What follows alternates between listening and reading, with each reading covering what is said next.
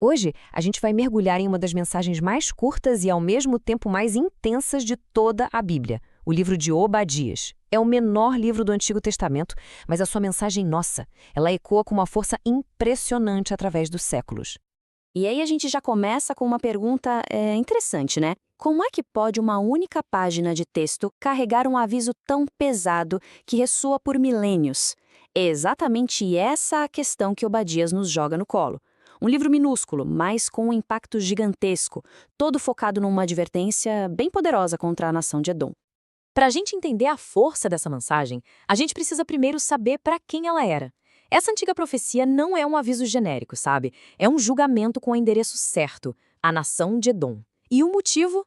Suas ações, ou a falta delas, durante um momento de crise do seu vizinho.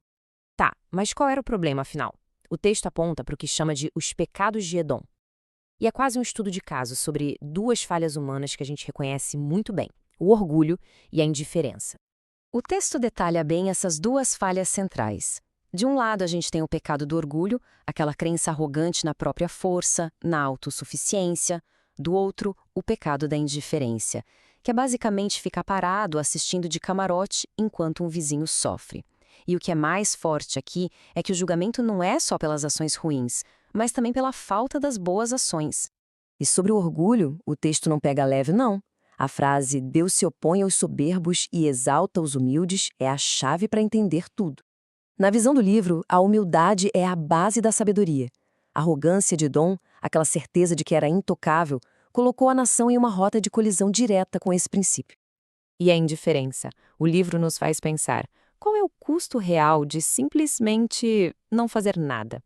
O texto é bem duro nesse ponto. A inação de Edom, essa falha em ajudar seu irmão Israel, foi um pecado grave. A mensagem é que indiferença não é neutralidade, é cumplicidade. É uma acusação nossa muito forte. Com esses pecados na mesa, a profecia segue para a consequência, o que ela descreve como a justiça inevitável. E é importante notar, o texto não apresenta isso como um castigo aleatório que veio do nada, não. É o resultado lógico e certo das ações que a gente acabou de ver. A lógica do julgamento no texto é quase como uma sequência de dominós. Começa com a arrogância e a injustiça.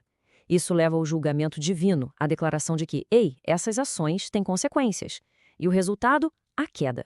É uma relação bem direta e implacável de causa e efeito.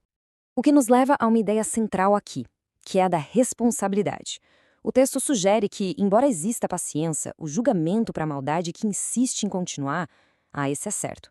É um lembrete bem sério de que as ações são vistas e que, no fim das contas, justiça chega. Mas olha só, a história não acaba só em condenação. No meio de todo esse julgamento, a profecia muda de tom e apresenta uma mensagem poderosa de esperança, uma promessa de restauração que vai muito além da punição.